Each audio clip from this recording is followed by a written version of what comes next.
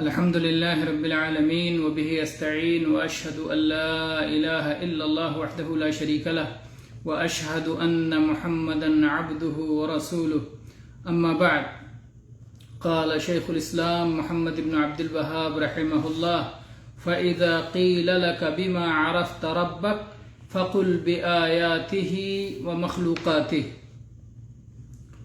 گرامی قدر مشاہدین، جیسا کہ آپ سب جانتے ہیں، شیخ الاسلام محمد بن عبد الوہاب رحمہ اللہ کی کتاب الاصول الثلاثہ کو ہم جستہ جستہ پڑھ رہے ہیں، اور اس میں آج آپ کے سامنے یہ سوال اور جواب رکھا گیا ہے کہ اگر آپ سے پوچھا جائے، آپ سے کہا جائے، آپ سے دریافت کیا جائے کہ آپ نے اپنے رب کو، اپنے مالک کو، اپنے خالق کو، اپنے پالنہار کو کیسے پہچانا، اس کی معرفت کیسے حاصل کی، تو آپ اس کے جواب میں کہیے کہ ہمیں اپنے رب کی معرفت اس کی آیتوں، اس کی نشانیوں اور اس کی مخلوقات کے ذریعے سے حاصل ہوئی ہے۔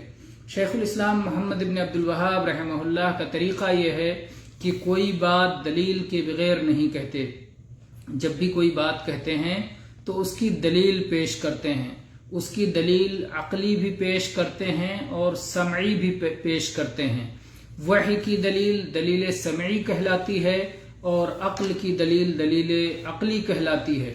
تو یہاں پر ظاہر بات ہے کہ جب انسان کوئی دعویٰ کرے تو اس کے دلیل پیش کرنے کی ضرورت ہوتی ہے، کیونکہ کوئی بھی دعویٰ دلیل کے بغیر قابل قبول نہیں ہے۔ تو جب ہم سے پوچھا جاتا ہے کہ آپ کا رب کون ہے، آپ کا پالنہار کون ہے، تو اس کے جواب میں ہم کہتے ہیں کہ ہمارا رب اللہ ہے۔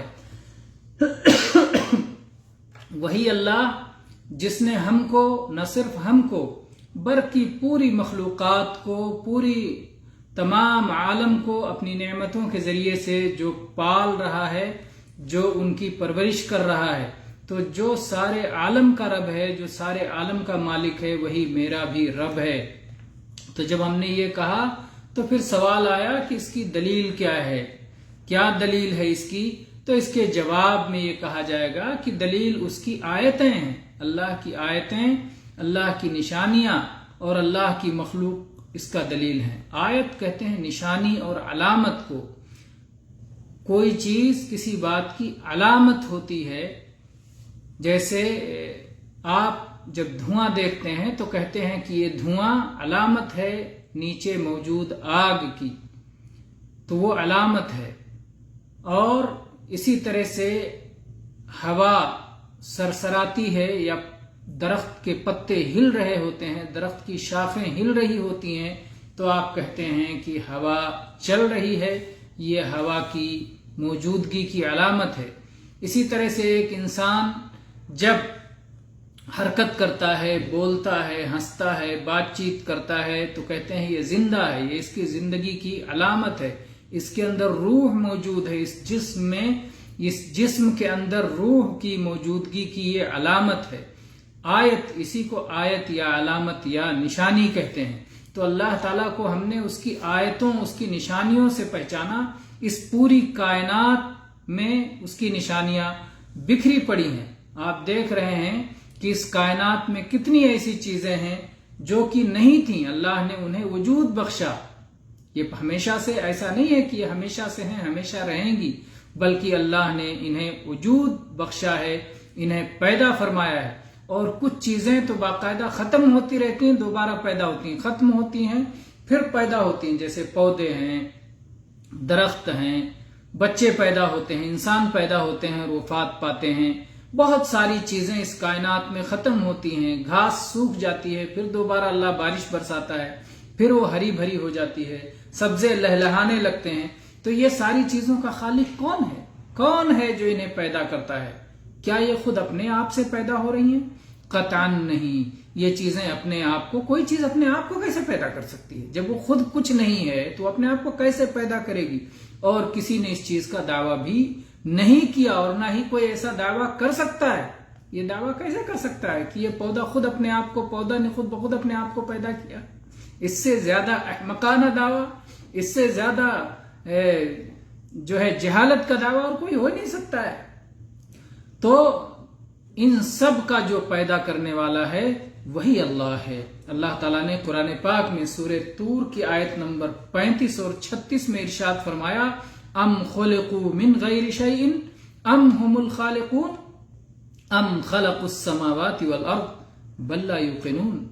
کیا یہ لوگ بلا کسی پیدا کرنے والے کے پیدا ہو گئے ہیں، بلا وجہ بلا سبب یہ پیدا ہو گئے ہیں، یا کوئی ان کا پیدا کرنے والا ہے، کوئی ان کا خالق ہے؟ انہوں نے کیا آسمان و زمین کو خود پیدا کیا ہے؟ ان لوگوں نے پیدا کیا ہے جو اس خالق پر ایمان نہیں لاتے۔ بلکہ بات یہ ہے کہ یہ یقین کی حالت میں نہیں ہیں، یہ شک و شبہات کے اندھیرے میں ہیں، ان کے پاس یقین کا اجالا نہیں ہے۔ جو قرآن پہ ایمان لاتے ہیں ان کے پاس قرآن پاک پہ یقین کا اجالا ہے، وہ اجالے میں ہیں، وہ علم کی روشنی میں ہے، وہ اندھیرے میں نہیں ہیں۔ لیکن وہ لوگ جو خالق پر ایمان نہیں رکھتے، جو زمین و آسمان کے پیدا کرنے والے اللہ پر ایمان نہیں رکھتے، وہ اندھیرے میں شکوک و شبہات میں ٹامک ٹوئیاں مار رہے ہیں۔ تو اللہ تعالیٰ نے ان مخلوقات کے بارے میں کہا کہ یہ مخلوقات خود کچھ نہیں پیدا کی، یہ تو اللہ کی پیدا کی ہوئی ہیں۔ کوئی شخص کوئی پیڑ اپنے سے پیدا کر لے گا، کوئی ایک مچھر پیدا کر لے گا، کوئی ایک مکھی پیدا کر لے گا؟ نہیں پیدا کر سکتا۔ اللہ تعالیٰ نے سورہ حج کی آیت نمبر 73 میں ارشاد فرمایا، ان الذین تدعون من دون اللہ لن يخلقوا ذبابا ولو اجتمعوا لہ، کہ اللہ کو چھوڑ کر جن لوگوں کو پکارا جاتا ہے، جن لوگوں سے دعائیں مانگی جاتی ہیں اللہ کے سوا، اگر وہ سارے معبودان باطل اکٹھا ہو کے ایک مکھی بھی پیدا کرنا چاہیں تو پیدا نہیں کر سکتے۔ اللہ ہی ہے جو خالق ہے، اور خالق اور غیر خالق کبھی برابر نہیں ہو سکتے۔ تو یہ تمام مخلوقات اپنے خالق کے وجود پر دلیل ہیں، اپنے پیدا کرنے والے کی نشانی ہیں۔ اسی لیے عرب کے ایک بدو سے کہا گیا تو اس نے اپنی فطری حاضر جوابی کا استعمال کرتے ہوئے جواب دیا۔ اس سے پوچھا گیا تو نے اپنے رب کو کیسے پہچانا؟ اس نے کہا کہ جب میں اونٹ کی میگنی دیکھتا ہوں تو جان جاتا ہوں کہ یہاں سے اونٹ گزرا ہے، جب میں قدموں کے نشانات دیکھتا ہوں تو میں جان جاتا ہوں کہ یہاں سے کوئی انسان گزرا ہے، یا جس کے قدم ہے وہ قدم والا گزرا ہے۔ کیا یہ پوری کائنات اللہ لطیف و خبیر کے لیے دلیل نہیں ہے؟ اس عربی میں اس طرح یہ سوال و جواب ہے، بما عرفت ربک قال البعرۃ تدل علی البعیر والاثر يدل على المسیر الا يدل هذا الكون على اللطیف الخبیر۔ یہ سورج، یہ چاند، یہ دریا، یہ پہاڑ، یہ ہوا، یہ دریاؤں کی روانی، یہ چاند کی چاندنی، یہ ساری چیزیں، یہ سردیوں کی ٹھنڈک، یہ گرمیوں کی سخت گرمی، اور یہ بہاروں کا موسم، اور یہ پودوں کا لہلہانا، اور یہ چڑیوں کا چہچہانا، اور اس میں قسم قسم کے میوے جات، پھل فروٹ، پھول، قسم قسم کی نشانیاں بھری پڑی ہیں۔ اس کائنات میں اللہ کی نشانیاں بے شمار ہیں، وہ سب اللہ کی نعمتیں ہیں، ان کا شمار نہیں کیا جا سکتا ہے۔ یہ سب اللہ کی نشانی بھی ہے۔